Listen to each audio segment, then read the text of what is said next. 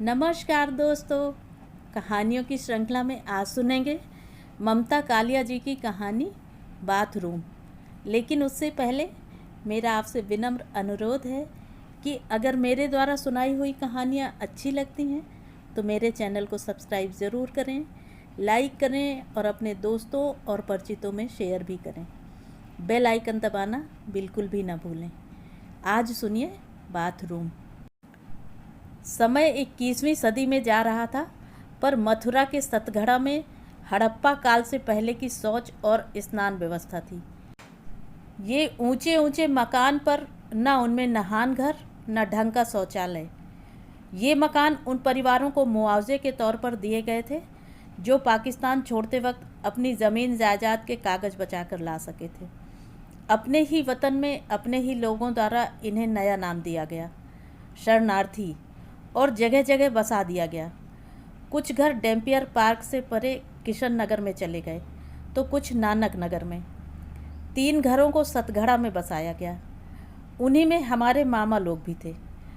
एबटाबाद में वे अपने 5 दुकान मकान छोड़कर आए थे, पर यहाँ उन्हें होली गेट पर 1 दुकान और 1 मकान क्लेम में मिला। अजीब सा ढांचा था वह मकान। घुसते ही नीचे एक बहुत बड़ा हॉल, उसके अंदर एक तरफ ऊंची ऊंची पटिया वाला जीना, पहली मंजिल पर एक आंगननुमा छत जिसके पार 2 हॉलनुमा कमरे, छत के दूसरी ओर एक खपरेल ढकी कोठरी जिसे रसोई बना रखा था।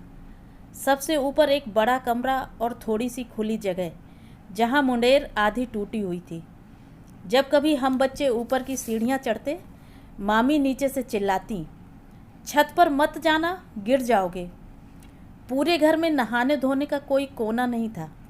पहली मंजिल की छत पर एक छोटा सा नल ठुका था जिसमें सुबह शाम पानी आता। पहली और दूसरी मंजिल की सीढ़ियों की बीच की जगह में एक पाखाना था जिसे जाजरू कहते थे। दरअसल जिस शहर में यमुना जैसी नदी कलकल बहती हो, नहाने के लिए अलग से जगह बनाकर ज़ाया करना फिजूल खर्ची समझी जाती थी। मामियाँ रात को चाहे कितनी भी देर में सोएं, सुबह मुंह अंधेरे उठती, गोल डोलची में कपड़े रखती और घाट की ओर निकल जाती। हमारी नींद भी उनकी खटर पटर से खुल जाती। अपनी समीज और कच्छू लेकर हम बहनें भी उनके साथ चल देती। नहाने से ज़्यादा मज़ा हमें बिसरात घाट पर पड़े कछुए देखने में आता। पहली नज़र में कछुए एकदम गोल नज़र आते, चमड़े के चकले जैसे, पर जब कोई पुण्य कमाने वाला आटे की गोलियां बनाकर पानी में डालता, फौरन अपनी गर्दन बढ़ाकर गोलियां निगल लेते। जीजी और मैं यह देख देख कर विस्मित होते कि इतनी पक्की पीठ और इतनी कोमल गर्दन का क्या जोड़ बिठाया गया है कछुए में। आए दिन किस्से सुनने में आते, फलाने का बच्चा नहाने गया था, डूब गया। जब जमुना जी में लाश मिली तो आधी से ज़्यादा कछुओं ने खा ली थी। मामी शू शू कर कछुओं को हटाती और हमसे कहती, संभल कर नहाइयो, बस एक डुबकी लगाकर निकल लो, नहीं तो हमारे मुंह पे कालिख लगेगी कि मामी के घर बेटियां आई थीं, डूब गईं। जमुना जी का जल अगम अगाध, पहला पैर जहां धरो ज़रूरी नहीं कि दूसरा पैर भी वहीं धरा जाए। श्याम सलोनी जलधारा के अंदर रेती खिसकने से गहरे गड्ढे, भंवर और लहर का कोई गिनवैया ही नहीं था। खुद पंडे पुरोहित चक्कर में पड़ जाते। छुट्टियों में हमें मामा के घर आना अच्छा लगता। कितनी ऐसी चीज़ें और स्वाद थे जो नागपुर के धर्मपेट पे नहीं मिलते थे। जमुना जी नहाकर जब हम घर लौटते तो मामी हमें रास्ते में कस्सो हलवाई की दुकान से तेल की कचौरियाँ दिलवाती। अधन्ने में 2, साथ में आलू की रसेदार सब्जी मुफ्त। कभी कभी गोले की गिरी वाले की रेहड़ी दिख पड़ती। वह ताजे गोले की गिरी के बड़े बड़े चकपहिए बेचता, 1 छेद वाले पैसे में 2। हमारे मौज मज़े की सारी दुनिया बस 1 पैसे या अधन्ने में हासिल हो जाती। हम गिरी के छल्ले बाहों में पहनकर खेलते और कुछ देर बाद उन्हें कुतर डालते। वैसे गोले की गिरी डब्बे के ऊपर की टीन का पतरा देने पर भी मिल जाती थी। दोपहर में मलाई बर्फ़ वाला लकड़ी की संदूकची में अपनी दुकान लेकर आता। ताजे हरे ढाक के पत्ते पर वह चाकू से उतार कर मलाई बर्फ़ की पतली परतें इकन्नी में देता। आसमान में बादल घिरते ही बड़ी मामी पिछले हॉल में हमारे लिए झूला डलवा देती और हमारा सावन आ जाता। फिर इस बार तो हम और भी उमंग में थी। हमारे सबसे छोटे मामा की शादी थी। पार्टीशन के बाद उनकी पढ़ाई अलीगढ़ में हुई थी और एमएससी पास करते ही वह शर्करा संस्थान में नौकरी पा गए। दोनों बड़े मामा ज़्यादा पढ़ नहीं पाए, पर उन्होंने छोटे मामा को दिल खोल कर पढ़ाया। जब उन्हें सरकारी नौकरी मिली, मामा लोगों को बड़ा गर्व हुआ। हालांकि छोटे मामा का वेतन अभी उतना था जितने बड़े मामा दुकान में अपने सेल्समैन को देते। फिर भी वे अजय मामा के पद का महत्व पहचानते थे।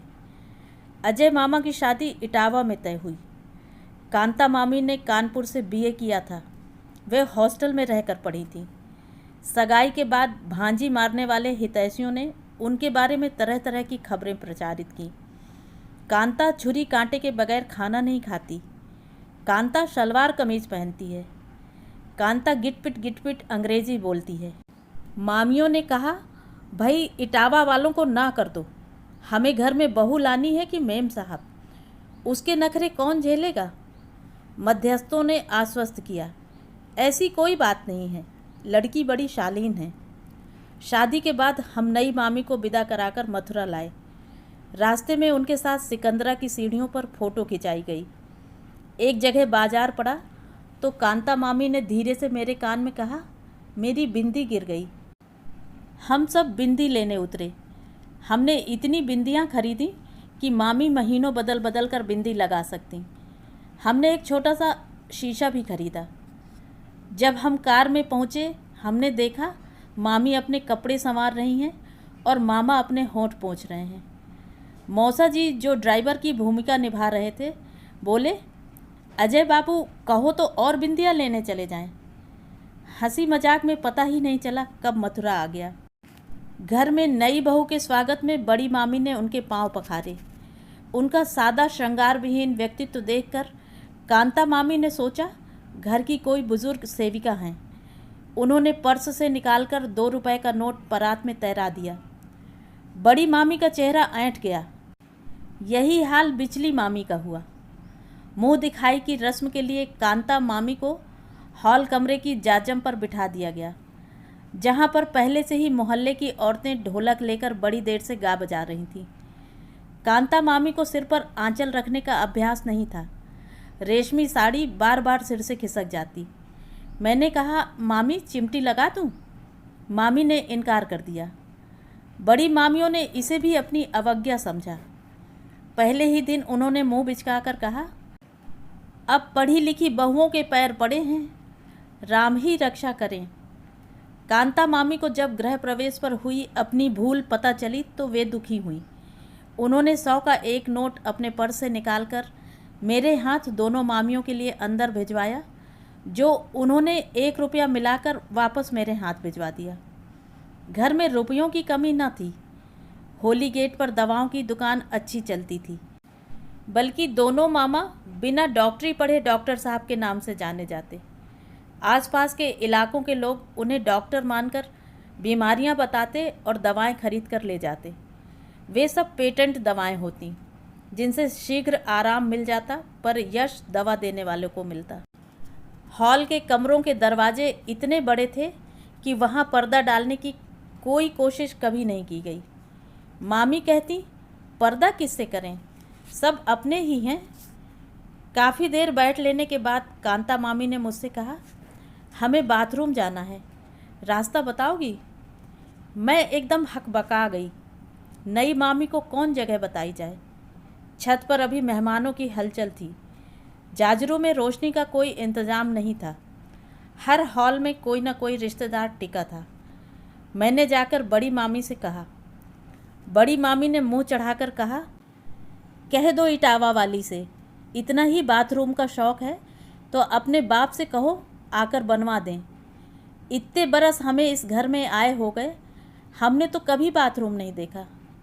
मैंने कहा, मामी यह कोई रोकने की चीज़ तो है नहीं, बताओ क्या कहूँ उनसे। चटाक मेरे गाल पर माँ के हाथ का तमाचा पड़ा। मार खाकर दूसरे हॉल में जहाँ मेरा बिस्तर था जाकर पड़ रही। पता नहीं कांता मामी की ज़रूरत को कैसे निपटाया गया। सुबह का आलम भी खिंचा खिंचा था। कांता मामी को पहली रात देवी देवताओं के कमरे में बिस्तर डालकर सुलाया गया था। अब वे नहाना चाहती थीं। बड़ी मामी ने उनसे बताया कैसे वे समूची धोती लपेटे लपेटे छत के नल पर नहा लेती हैं और फिर झुके झुके कमरे के अंदर आकर कपड़े बदल लेती हैं या जमुना जी चली जाती हैं। कांता मामी ने कहा, मुझसे तो ऐसे नहीं नहाया जाएगा। अब मैंने कहा, मामी आप इस हॉल की मोरी पर नहा लो, मैं दरवाजे पर पहरा दूंगी। कांता मामी ने इनकार कर दिया। इतने खुले में नहाना उनके बस की बात नहीं, फिर कपड़े भी धोने हैं। आखिरकार 2 खाटों के बिस्तर हटाकर उन्हें सीधा खड़ा किया गया। उन पर पुरानी चादरें डाल लीं। इस तरह हॉल की मोरी के इर्द गिर्द अस्थायी बाथरूम की रचना हुई और 2 बाल्टी पानी रखकर नई मामी नहाई। बिचली मामी बोली, अच्छी नौटंकी है ये, अब रोज़ रोज़ इतना सरंजाम किया जाए तब तो महारानी जी नहाएंगी। अजय मामा अपराधी भाव से नज़रें चुराते घूम रहे थे। उन्हें लगा उनकी पत्नी ने घर के शांत वातावरण में अपनी चोचलेबाजी से खलबली मचा दी है। उन्होंने तय किया कि अकेले में मिलते ही वे उन्हें घर की परिपाटी से परिचित कराएंगे। पर उनकी छुट्टियां खत्म होने को आईं, नई मामी से उनका मिलन ही नहीं हुआ। घर में हर उम्र का रिश्तेदार था और हर मेल का आलोचक। शादी के 10 रोज़ बाद भी कोई इटावा में परोसे हुए व्यंजनों के नुक्स गिनाता तो कोई वहाँ से मिले उपहारों में मीन मेख निकालता। माँ और मौसी ने एक एक भारी साड़ी और 101 रुपये से जब कांता मामी की मुँह दिखाई करनी चाहिए तो दोनों बड़े मामा ने उन्हें रोक दिया। अगर इनके फादर ने तुम लोगों के लिए भारी साड़ी दी होती तो हम तुम्हें देने देते। अब यह सब करके हम पर तो भार चढ़ाओ मत। कांता मामी ने तड़प कर सिर उठाया, जलती आंखों से बोली, मेरे फादर का नाम मत लीजिएगा, नहीं तो ठीक नहीं होगा। क्या ठीक नहीं होगा? बिचले मामा ने चुनौती दी। मैं अभी वापस चली जाऊंगी और कभी नहीं आऊंगी। मामा मुंह बिगाड़कर परे हट गए। नई बहू के मुंह कौन लगे। सबको अंदाज़ा हो गया कि कांता मामी में ताने सुनने का ताब नहीं है। बड़ी मामी कहती, और लाओ पढ़ी लिखी बहू, न नब के चले न दब के रहे। मैं कांता मामी से प्रभावित हो रही थी। वे मुझसे किताबों की बातें करती, कहानी सुनाती और रोज़ सुबह कहती, जब सब लोग पढ़ लें तो अखबार मुझे ला देना। दोपहर को कांता मामी ने अपने ट्रंक में से 2 चादरें निकालीं। उनमें नेफा सिला और मुझसे बोली, डोरी मिलेगी कहीं? डोरी तो नहीं, मुझे सुतली मिल गई। उसे दोहरा कर मामी ने पर्दे बनाए और उस कमरे में दरवाजे पर लटका दिए जहां उनका लेटने बैठने का इंतज़ाम था। अब जिसको उनके कमरे में जाना होता वह खांस कर अपना आगमन जताता। कांता मामी अक्सर पढ़ती मिलती। बिचली मामी ने कहा, यह इतना पढ़ती है, ज़रूर चश्मा भी लगाती होगी। वाकई कांता मामी के पर्स में सुंदर सा चश्मा था। चश्मा हमारे घर के लिए मर्दानी चीज़ था। यह माना जाता था कि मर्दों को लगातार पढ़ना लिखना पड़ता है, इसलिए वे चश्मा लगाते हैं। बल्कि नानी तो कहा करती थी कि चश्मा फैशन की चीज़ है। ऐसा कैसे हो सकता है? आँख पर कांच चढ़ाने से साफ दिखने लगे। नहाने को लेकर कांता मामी का जिहाद जारी था। 2 दिन की छुट्टी पर अजय मामा आए तो मामी ने ऐलान कर दिया, या तो नहाने धोने का इंतज़ाम करके जाओ, नहीं तो मैं यहाँ नहीं रहूँगी। उनकी ज़िद पर कमरे के कोने में टीन का टपरा लगवाकर नहाने लायक छोटी सी जगह बनाई गई। सुबह जब वे आंगन के नल से 2 बाल्टी पानी ले जाकर अपने नहान घर में रखती, दोनों बड़ी मामियाँ मुँह बिचकाकर हंसतीं। वे हम बच्चों को सुनाकर कहती, जिसे नंगा नहाने का शौक़ हो वह नहाए छुप छुप कर। हमने तो कभी अपना उघाड़ा देखा ही ना है। अगर हम में से कोई नहाने में आनाकानी करता, बिचली मामी हमारा कान उमेट कर धमकाती, चल तुझे बाथरूम में बंद करूं, पड़ी रहना वहाँ दिन भर। अजय मामा ने अपनी पत्नी को लाख समझाया कि इस घर में कोई किसी से लुका छिपा कर कुछ नहीं करता। पर मामी की एक ही टेक, मैं खुले में बैठकर नहीं नहाऊंगी। आपकी इज्जत भी अजीब है, जो गलत बातों को मानने से बनती है और ना मानने से बिगड़ती है। घर के कामों से उन्हें परहेज नहीं था। दिन का बड़ा भाग वे रसोई में मामियों के साथ बिताती। उनके हाथ में गजब का स्वाद था। नाश्ते में वह नून अजवाइन के मोटे खस्ता पराठे बनाती और झागदार मीठी लस्सी। बड़े इसरार से वह दोनों बड़ी मामियों को गरम गरम नाश्ता परोसती। बड़ी मामी बिजली से कहती, वैसे तो भतेरी अकल है, बस बाथरूम में घुसकर नंगी नहाए, यही नुक्स है। बड़े मामाओं को दुकान से आने में रोज़ ही देर हो जाती। कुछ दिन तो कांता मामी बिचली मामी के साथ चौके में बैठी इंतज़ार करती रहीं, पर फिर एक दिन उन्होंने मुझसे कहलवा दिया, 9 बजे के बाद खाना चौके में अंगीठी के ऊपर रखा मिलेगा, अपने आप लेकर खा लें। अब इसकी तानाशाही चलेगी, इसके लिए हम दुकानदारी छोड़ कर आएंगे, मामाओं ने कहा। देर रात तक चौके में बने रहने के कारण दोनों मामियों को भी कष्ट होता था। सोने में बहुत देर हो जाती और सुबह नहाने धोने के चक्कर में बहुत जल्द उठना पड़ता। अब कांता मामी के विद्रोह से उनका थोड़ा हौसला बना, लेकिन वे परिवर्तन को अपनाने में ढुलमुल होती रहती। जब मामा कहते, इस नई बहू ने तो घर की सारी औरतों को बिगाड़ दिया है, सब सामने बोलने लगी हैं, तो मामी कहती, जे तो है। दिवाली के बाद मौसम में खुनकी आ गई और देखते देखते सुबहें ठंडी होने लगीं। ऐसे मौसम में मुंह अंधेरे छत के नल पर नहाना यंत्रणा से कम नहीं था। कई बार तो हम बहनें बस हाथ मुँह धोकर जल्दी से कपड़े बदल लेती और कहती, हम नहा लिए। एक दिन बिचली मामी जमुना जी नहाकर आईं तो उन्हें तेज़ जुकाम हो गया। बहुत छींकें आईं और सिर दर्द होने लगा। मामा ने दवाई दी पर खास फ़ायदा नहीं हुआ। शाम तक बुखार चढ़ाया। डॉक्टर बुलाया गया। उसने दवाएं दी और हिदायत की कि ठंड से बच कर रहें। बिचली मामी को बुखार में भी चैन नहीं। वे नेम धर्म से रोज़ स्नान के बाद ही ठाकुर जी की पूजा कर अन्न जल छूती थीं। सुबह होते ही उन्होंने ज़िद पकड़ ली, मेरी खटिया नल के पास ले चलो, मैं वहीं नहाऊंगी। सब ने कहा, इतना बुखार हो रहा है, एक दिन नहीं नहाओगी तो कौन काम रुके रह जाएंगे। मामी भी अड़ गईं। ठीक है, फिर कोई मेरे मुंह में न दवा डाले न दाना, मेरा नेम न बिगाड़ना। सब परेशान, करें तो क्या करें। कांता मामी सोकर उठी। मैंने उन्हें बताया। वे फौरन बिचली मामी के कमरे में आईं और माथा छूकर बोली, भाभी आप नहा भी लें और बिस्तर भी गीला ना हो, तब तो दवा ले लेंगी ना। अरे ऐसा कैसे हो सकता है। बिल्कुल हो सकता है, कांता मामी ने कहा। वे एक बड़ी पतीली में गर्म पानी ले आईं। उन्होंने अपने ट्रंक से छोटे छोटे 2 तौलिए निकाले। एक को गीला कर वे मामी का बदन पोंछती, दूसरे से सुखा देती। इस तरह उन्होंने मामी की पूरी देह स्वच्छ कर दी। उनके लेटे लेटे ही बाल संवार दिए। फिर ठाकुर जी की डोलची उनके बिस्तर के आगे रख दी। लीजिए, पूजा कर लीजिए भाभी। बिचली मामी के लिए यह बड़ा क्रांतिकारी अनुभव था। अब तक के जीवन में उन्होंने सबकी सेवा की थी। किसी ने कभी उनकी सेवा करने के बारे में सोचा ही नहीं। इस पंच के बाद उन्हें लगा दुनिया बहुत आगे जा रही है। उन्होंने खुशी खुशी पूजा की, फिर पथ्य लिया और दवा। बड़ी मामी की जान में जान आई। वे इतनी देर से तनावग्रस्त थीं कि बिचली अपनी ज़िद में कहीं प्राण न दे दे। जिद्दिन जो ठहरी।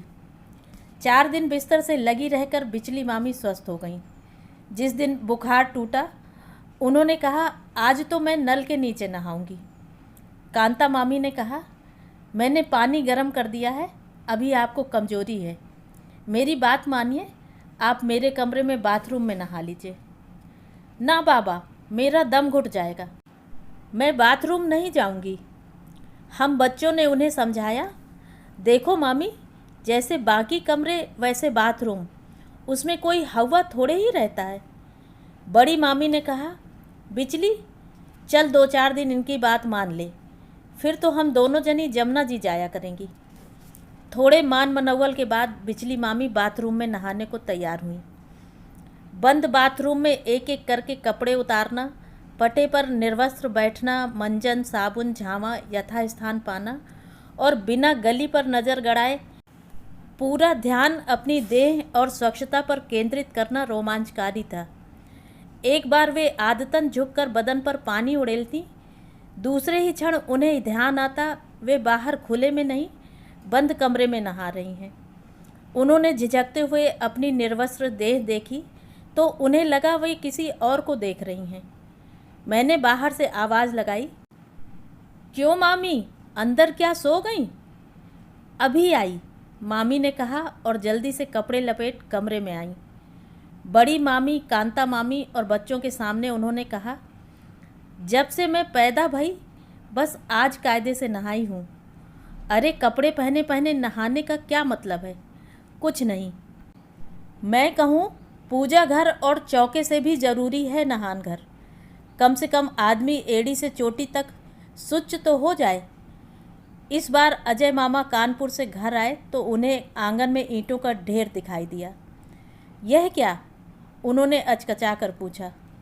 बड़ी मामी हंसी, भाई क्या कहवें उसे, बाथरूम बनने जा रहा है, अब सब घुस घुस कर नहाएंगे, समझे?